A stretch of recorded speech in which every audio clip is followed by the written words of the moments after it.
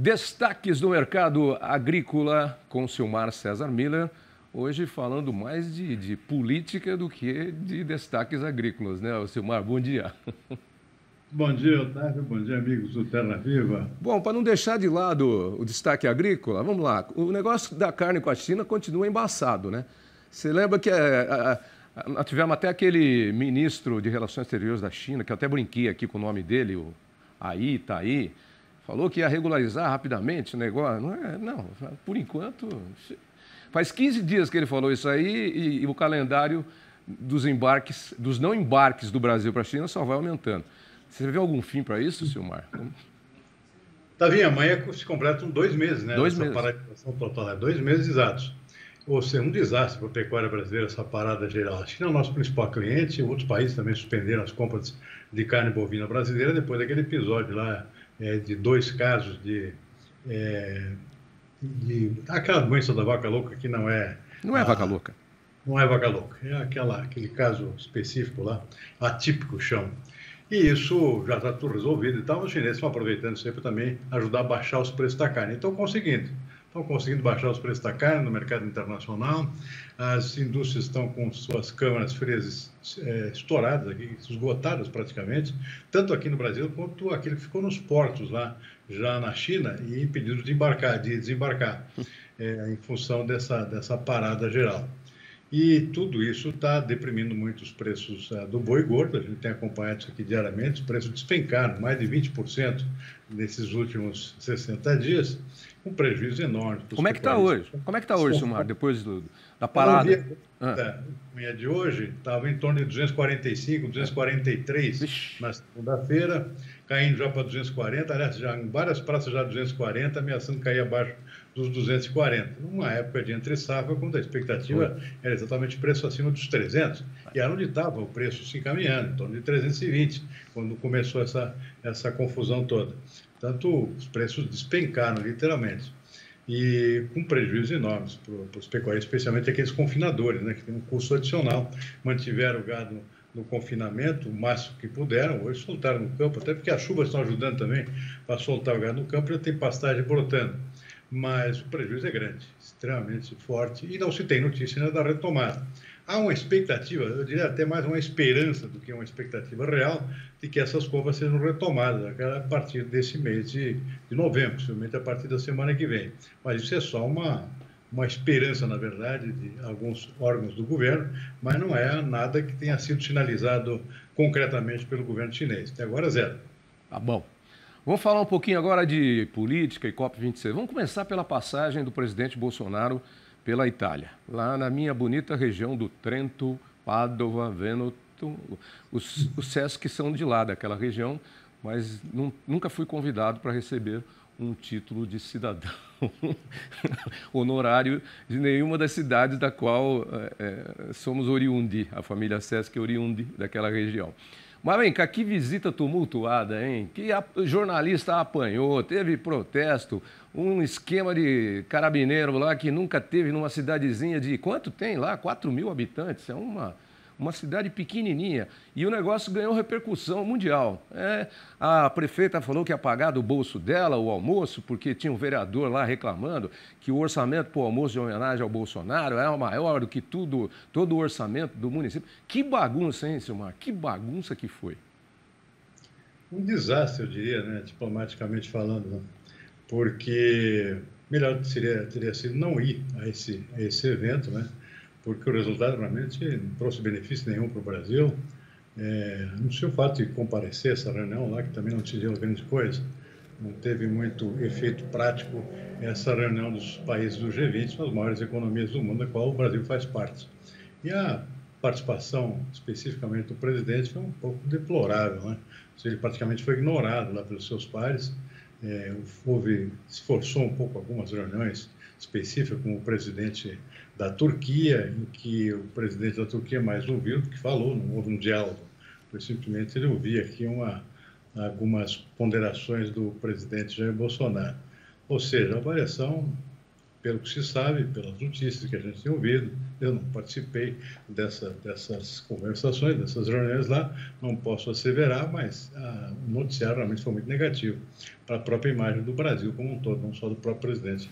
Sem dúvida. Mas vamos pular para a COP26, então, porque aí o presidente não foi para a COP26, participou da reunião do G20, como você citou. O noticiário disse que ele foi colocado de lado, passou como uma figura irrelevante por lá. Eu também não participei, mas acompanhei o noticiário. Mas na COP26 o presidente não foi. Quem foi lá foi o vice-presidente, o general Mourão, que disse que ia lá porque senão o pessoal ia dar pedrada no presidente Jair Bolsonaro. Ele falou isso, eu estou lembrado aqui, na semana passada. A gente botou no ar. Então, ele foi representando o governo brasileiro. Mas deixando de lado isso aí, o Brasil assumiu o compromisso de até 2030 zerar as emissões de CO2. A pergunta é, a gente consegue? É possível? E outra, a gente teve o Moretti ali da Embrapa falando agora há pouco, a gente está com um programa amplo de divulgação do que é o Programa Brasileiro de Produção de Alimentos e como a gente produz alimentos de forma sustentável e limpa. Como é que você vê esse posicionamento do Brasil na COP25? 26? 25? A participação do Brasil está surpreendendo positivamente, eu diria, do ponto de vista da questão climática, né? Uhum. E com o que foi endossado ontem, o Brasil se comprometendo junto com os Estados Unidos e países europeus, o que surpreendeu bastante, surpreendeu até membros do próprio governo, pelo que se sabe, foi o Brasil endossar essa posição aqui de reduzir 1/3 as emissões de gás metano. Ou seja, é uma situação um tanto complicada que se envolve a pecuária brasileira, né? Maiores emissores de metano, tanto quanto eu sei, conheço pouco dessa situação, mas o que se sabe é a emissão, o chamado arroto bovino, né? Que é um dos agentes de emissão de gás metano. Então, isso pode afetar o desenvolvimento da própria pecuária brasileira. Chamou bastante atenção, acho que os pecuaristas não estão gostando muito de assumir um compromisso dessa envergadura, 1/3 até 2030, a redução das emissões de gás metano. Parece que a ótica do governo é reduzir isso pelo lado do lixo, né? Não pelo lado das emissões da pecuária. Mas a verdade é que envolve um todo aqui. Tem pecuarista de orelha em pé, depois desse negócio que surpreendeu bastante ontem. Pelo que sabe, não existe unanimidade dentro do próprio governo pela posição assumida. Não se sabe de onde é que partiu essa decisão, se foi só do corpo diplomático. Eu acho que o próprio ministro da Agricultura não endossaria isso dessa forma. Ou seja, não que o Brasil não queira reduzir isso aí, mas assumir um compromisso dessa envergadura que não estava na pauta, chamou muita atenção, está surpreendendo bastante. Lá fora, surpreendendo positivamente, né? Aqui dentro, o pessoal está um pouco preocupado com esse tipo de compromisso. Coitado do pecuarista, que já está com a arroba do boi, como você falou, a 243, 240 reais, porque a China não compra, 2 meses aí sem comprar carne brasileira. Para não perder a piada, será que não é o chinês não está por trás desse... Porque ele deixando de comprar carne brasileira, desestimula o pecuarista a produzir. Aí para a emissão, que não tem nada de emissão, né? Que o pessoal gosta de meter o pau na gente. Aí o boi para de arrotar lá no pasto porque tem menos boi. Eu estou achando que isso é complô chinês, esse ano. Pode ser.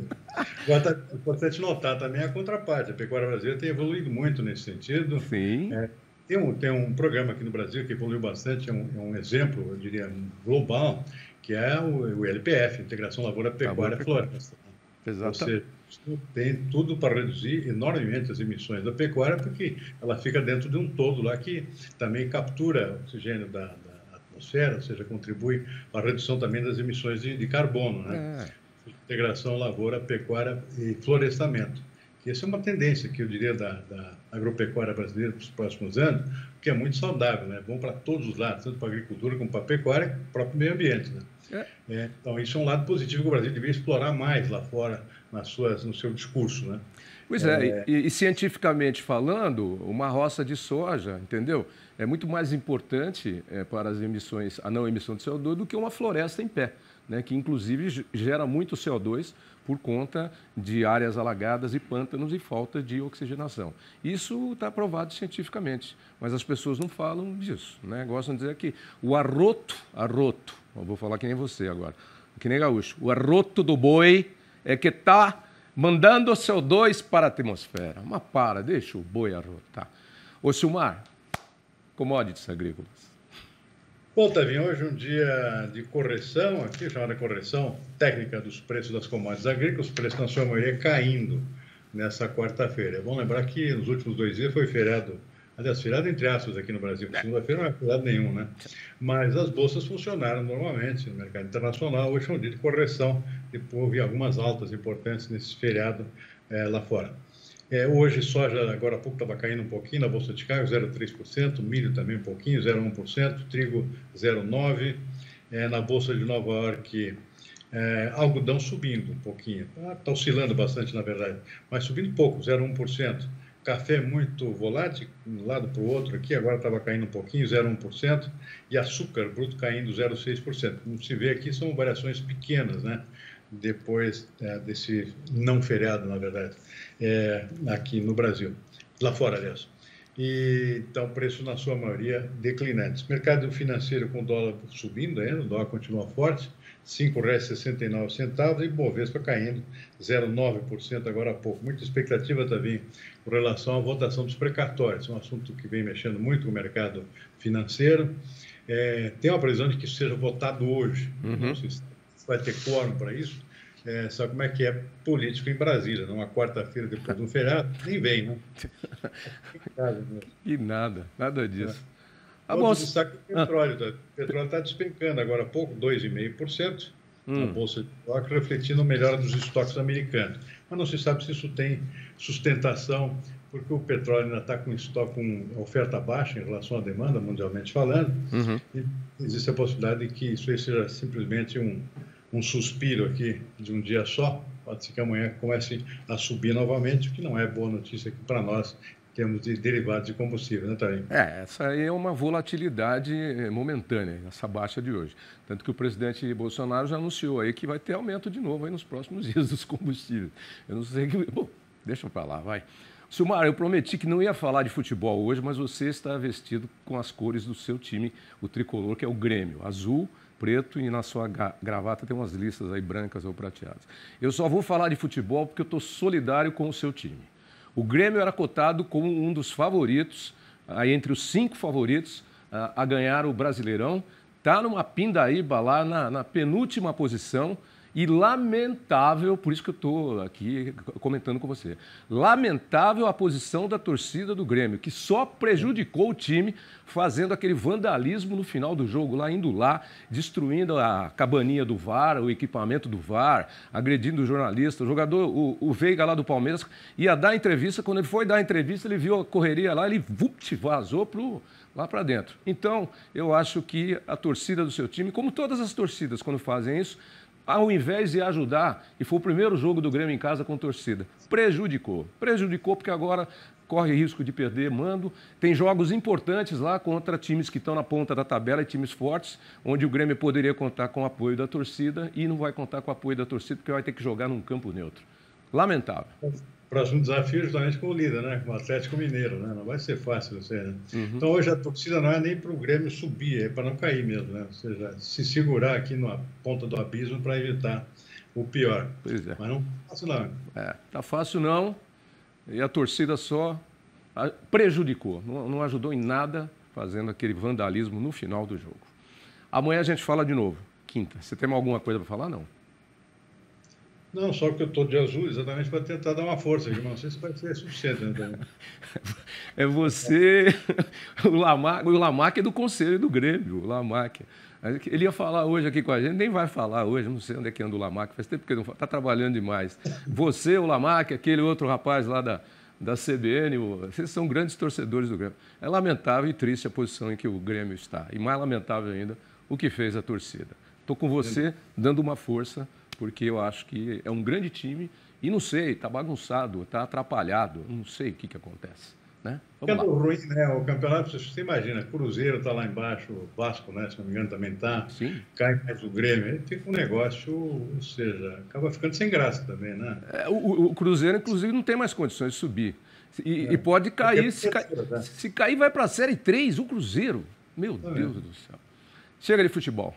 Vamos lá, seguir a quarta-feira. Abraço, Silmar. Tchau, Tavinha, até amanhã. Tchau.